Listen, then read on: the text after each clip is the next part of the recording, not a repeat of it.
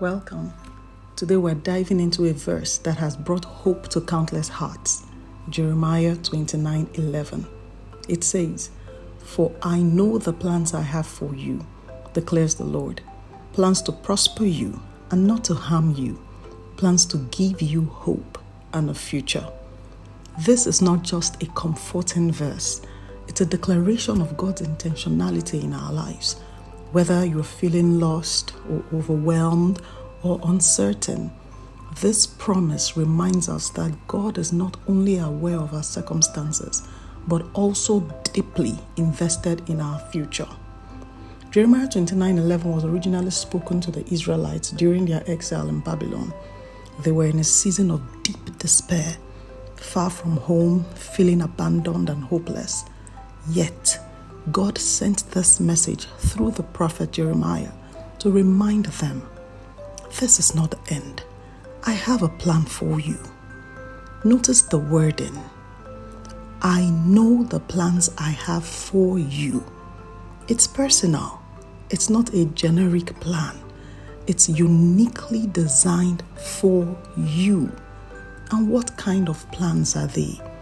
Plans to prosper, not harm. Plans filled with hope and a future. Think of life as a massive, intricate puzzle. Sometimes we see only scattered pieces, confusing, disconnected, and frustrating. But God sees the whole picture. He holds the box top, and every piece, even the ones that seem out of place, fits perfectly into His design for our life. Romans 8:28 echoes this truth. And we know that in all things God works for the good of those who love Him, who have been called according to His purpose. Even the difficult seasons, those pieces of the puzzle we don't understand, are being worked together for our good. One of the most powerful examples of God's plan in action is Joseph. Sold into slavery by his brothers, falsely accused and thrown into prison, Joseph could have easily believed his life was without purpose. But years later, Joseph rose to a position of power in Egypt and saved his family from famine. In Genesis 50:20, Joseph says to his brothers, "You intended to harm me, but God intended it for good to accomplish what is now being done, the saving of many lives." Even when the situation looked bleak, God's plan for Joseph was alive and active. His hardships were not wasted. They were stepping stones to something greater. Imagine a student struggling through a tough class. Every assignment feels like a failure, every test like a roadblock. But then, at the end of the semester, they realize that the struggle taught them resilience, time management, and problem-solving skills. Skills they will need for their dream career. In the same way, the challenges we face in life aren't pointless. They are shaping us, preparing us for the plans God has for our future. Isaiah 55 verse 8-9 reminds us, "For my thoughts are not your thoughts, neither are your ways my ways, declares the Lord. As the heavens are higher than the earth, so are my ways higher than your ways, and my thoughts than your thoughts."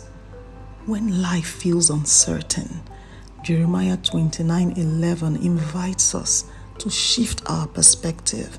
Instead of asking, "Why is this happening to me?" we can ask, "What is God teaching me through this? What part of His plan is being revealed here?" Faith means trusting that God's plans are always for our good, even when we can't see the outcome. This perspective brings peace because we are no longer striving to control everything.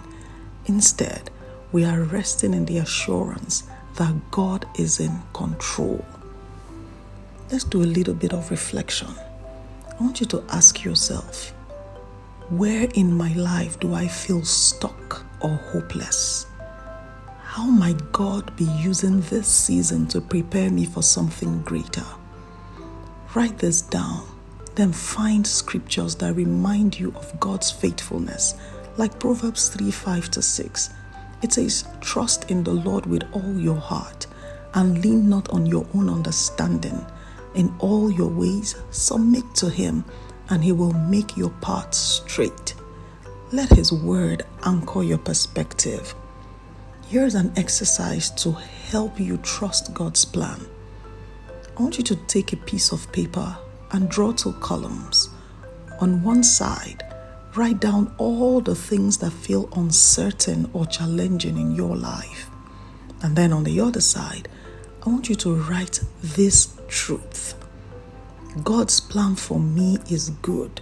He is working all things together for my good. Keep this paper somewhere you will see it daily. Every time you're tempted to doubt, remind yourself that God's plan is greater than what you can see. Even Jesus' journey to the cross was part of God's perfect plan. To His disciples, the crucifixion looked like the end, but in God's plan, it was the beginning of redemption for all humanity. What seemed like defeat was actually victory. In your life, there may be moments that feel like the end, but remember, God is the author of your story, and His plans are always for hope and a future. Remember that Jeremiah 29:11 isn't just a verse for the Israelites, it's a promise for us. God knows the plans He has for you, and they are good. May He help us learn to trust Him, even when the path isn't clear. Thank you for joining in, and God bless you.